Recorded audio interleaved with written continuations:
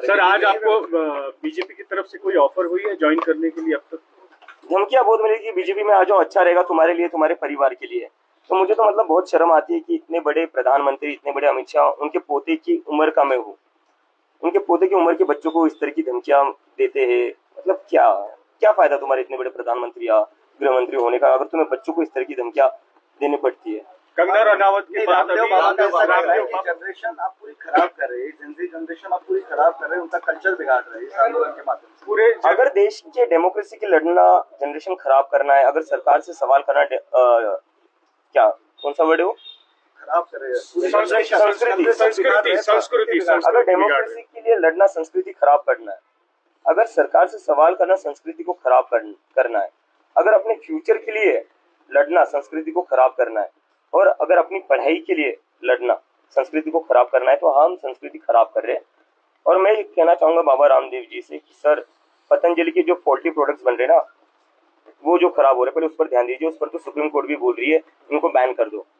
वो जो आपकी खराब प्रोडक्ट्स है, पहले उस पर ध्यान दीजिए आप। संसद में कल जो है राहुल गांधी ने डिमांड की अमित शाह जी का इस्तीफा, किसके कहने पे गोलियां चलाई गई उसका जवाब मांग रहे थे, आप क्या कहें? मुझे लगता है इसका आंसर तो बहुत ही क्लियर है। अमित शाह जी के कहने पर ही गोलियां चली होंगी। दिल्ली पुलिस जो रिपोर्ट करती है वो अमित शाह जी को ही करती है, और अगर अमित शाह जी को इसका पता नहीं होगा तो फिर तो होम मिनिस्टर का फेलियर है। लेकिन वही बीजेपी की ओर से बयान आ रहा है कि किसी भी तरीके की गोलियां चलाई नहीं गई, प्रोटेस्ट पैलेट गन्स चलाई गई है, लोग अंधे हुए हैं।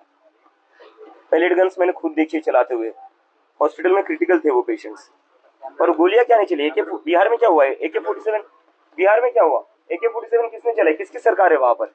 मतलब देश के बच्चों के ऊपर तुम AK-47 चला रहे हो। एक टाइम था इस देश में AK-47 चलाई जाती थी आतंकवादियों पर, अजमल कसाब पर। जब पार्लियामेंट पर अटैक हुआ था तब AK-47 चलाई जाती थी। आज AK-47 चलाई जा रही है स्टूडेंट्स पर। क्या आने वाले दिनों में अगर विपक्ष कोई अगर बड़ा मुद्दा लेता है सरकार के खिलाफ, तो क्या कॉकरोच जनता पार्टी उसमें सहभाग लेंगी, उन्हें सपोर्ट करेंगी? मुझे लगता है अभी सिर्फ विपक्ष ने, इस पूरे देश को एक साथ आने की जरूरत है।